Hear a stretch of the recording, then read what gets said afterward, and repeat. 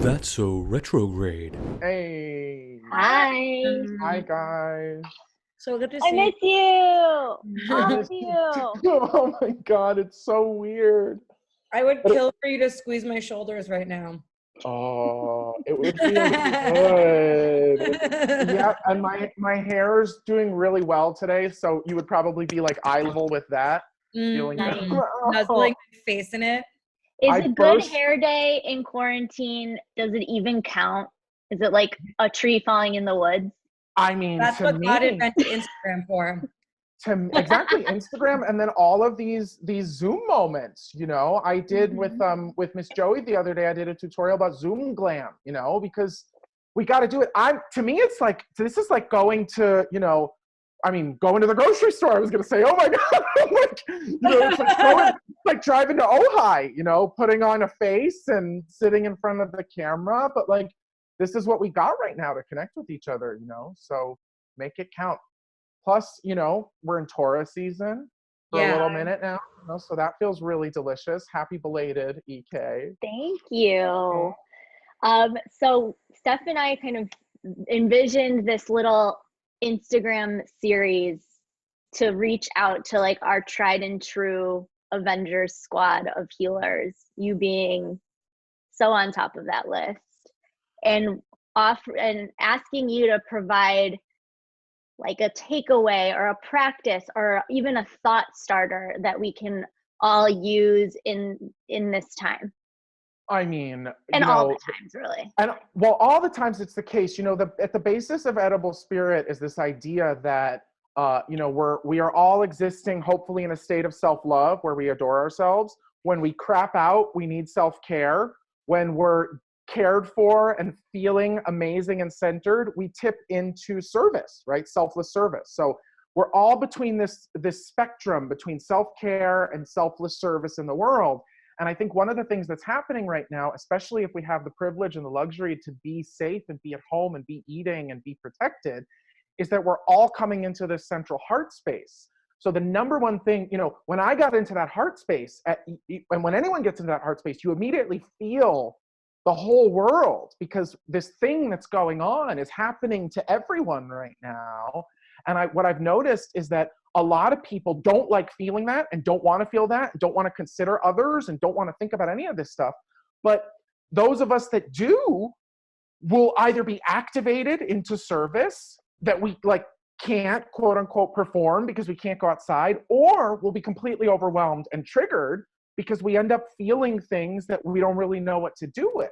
So the number one thing that I'm recognizing is that we all have to really honor where we're at when we're there, and pay attention to giving ourselves what we need so that we can get back to a place of balance, so that we can then share whatever that journey was from, feeling out of alignment to getting into alignment, to then being able to connect to the collective and connect to everyone, So I think that's the number one thing, is just try to be aware of where you're at. What I'm seeing is that people are going through what they're going through individually, confronting whatever's coming up from whatever stillness or whatever centeredness they can get. You feel good, and then all of a sudden you're aware of what's not good or what's not working or what could happen or what could go wrong, and that can be super overwhelming. But then there's this thing where if you address that stuff, if you adjust or sort of try to get to the root of your fear, or let's say it's about money, right? You file for unemployment, or you try to get your stimulus check so that you feel like you've taken steps towards, making yourself safe and secure. Big word for Taurus season, right? What do I need to be safe and secure? Mm. What happens right after that, if you're well, it means that you can feel all the shit that everybody else is going through. So, that's what these collective healing sessions have been bringing up, is big picture. This is what's happening on Earth right now. This is marvelous and miraculous and unique in all of history, because this is happening to everyone at the same time, while our digital connectivity is relaying the experience of this thing that's happening to us all at the same time. So, we did an episode ages ago about pain, and I think the approach that we took the episode was like, what do you do with pain that is overwhelming, but that you know is not yours, right? And what we said in that episode was you don't turn away. You look at it, you feel it. Maybe you can't do the thing that fixes that problem, but you got to do something to deal with that problem. So I think what's weird for people and everybody that I've been working with, individually or collectively, is that we're going through these waves of attending to what we need to do. And then as soon as we're well enough, being exposed to what we all need to do, or dealing with our individual fears, and then all of a sudden being exposed to collective fears, collective sadness, collective grieving, collective confusion. You see, so. Yeah, I feel like that's a big thing that is people struggle with. Like I was listening to a podcast last night and the person being interviewed said, I have guilt because I feel like I'm having an amazing quarantine. And like this idea that, on a personal level, some people are going through, immense healing while also being mirrored by this crazy collective pain.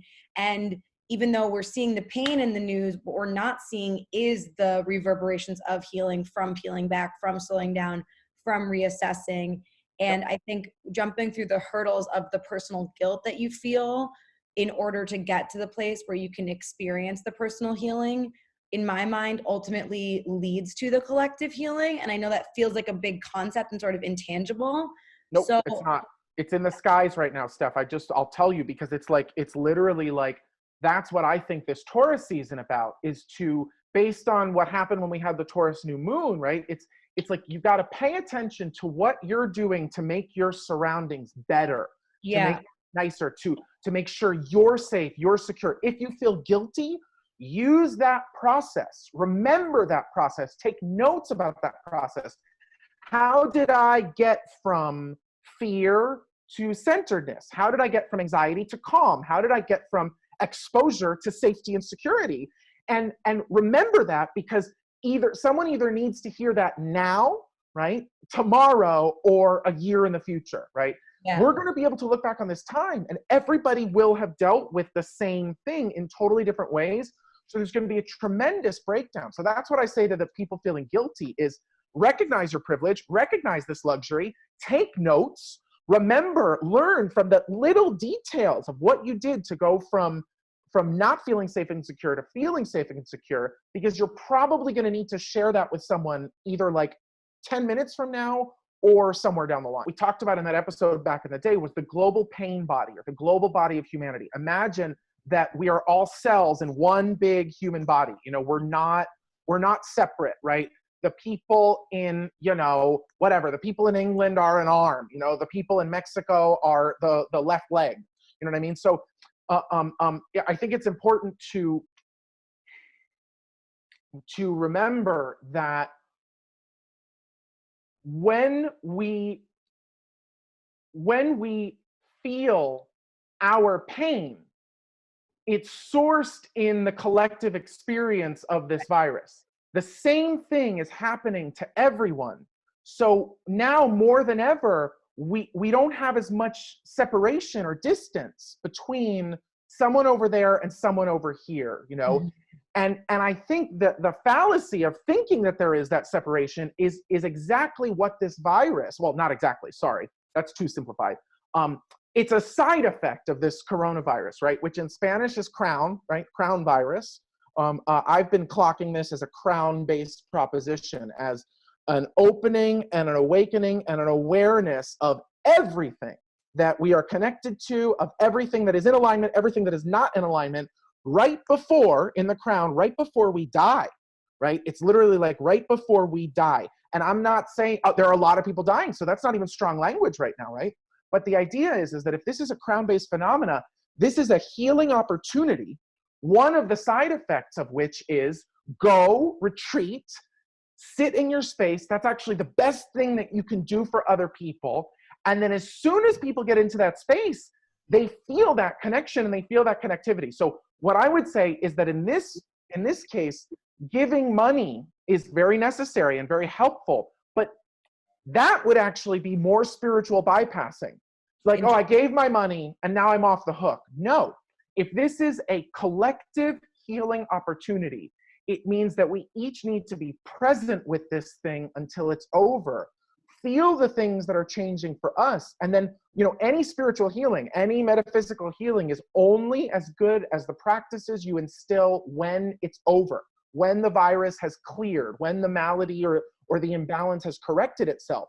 If you know, Steph, you guys have detoxed things from your bodies before. If you start eating the shit, if you start eating the shit that you've just spent 3 months getting out of, it doesn't matter how much Reiki you got right beforehand. You need to create the tangible physical practices. So that's what I would say, is just for everybody to be aware of not spiritually bypassing by taking sort of like, actions that are too practical in a weird way. It's like, take those practical actions if you have the means and you have the money to do so, but then sit with yourself. I'm calling this the trash habit detox virus. I was just going to say, this other part that I feel like is really fascinating is this notion that like we're rebuilding. Not only are we going to have to and are in the process of re-examining the way that like the world functions, whether it be commerce, whether it be socialization, everything is being recreated or redefined, but that comes down to like a personal level too. It's like, I've been thinking of this idea that we all think of ourselves like in a certain genre. Yeah. And now like our genre is shifting and we don't have to like define ourselves by previous notions of what we thought we were supposed to do or be in this world. Cool. Because narratively, sis, no, and to take it a step further, narratively speaking, this is the same plot point in every single story on earth. Everyone's having the same story happen. So I think the fallacy was actually that our capitalist structures, our political structures, all these structures, as Miss Marianne said to you guys back in the day, were keeping us in a bubble that was just safe enough for us to not have to take responsibility for anything other than what's inside of our bubble, right? Now, all of a sudden, this thing opens us up, and it's like, if you're not considering your effect on other people, physically, emotionally, mentally, spiritual, you're doing it wrong. And I'm telling everybody to take notes about who's not doing that, who is not considering their effect on others. Because I literally think that's the phenomena here. We are connected to everything and each other. What are you doing about it? Not what are you going to do about it? But I want to live in the new world. I'm watching for the light. I'm looking for the goodness. I'm looking for the structures that we can build out of connection and out of realizing that we are in the same story. We always have been in the same story. There's never been a difference in genres. You know what I mean? We are one. We're one body. And it's also like letting go of who you thought that you were in order to expand into who we all need to become together. Yep. I think that's the thing that I'm also clocking is people who are like desperately clinging to the identity that they cultivated, created, made themselves feel safe inside of prior to this happening. And when you see that happening, it makes me feel pain for them because I'm just like, you're going to look back on this time and just be like, I fucked up. Yep. I didn't let myself shift. And now I'm in more suffering than before. And I didn't help anybody. Well, you're describing ego death. I mean, you're describing ego death in its simplest form and it's what's so wild is that, again, I think what's trippy about this is that the way the virus is affecting the global body of humanity is that it's creating the opportunity for rapid, instantaneous ego death. And you got to ride that fear. Amen. You ride that fear, and then you look around and you're like, oh, that bitch was exhausting. It was tiring being her. Woo! You know, my example is I grew up in the restaurant business. I've cooked for you guys. I love cooking. My life was making room for cooking, 1%, 5%, 10% of the time if I was lucky. I am calmer, nicer, kinder, and I'm a really good cook. So if I'm living a life in which I can't do that, I am not using my privilege well. I'm not doing anything right if I can't cook. You know, so I do think we've entered into a period of time now, you guys. I do think it's safe to say that it's okay for us to think about what we're going to do when it's over. Not how quickly can we open, but what practices are we going to put into place for ourselves that we discovered and articulated during this time, literally staring at the walls or staring at our partners if we're lucky. Do you see what I mean? How many people who don't want to be alone are alone right now and dealing with that? And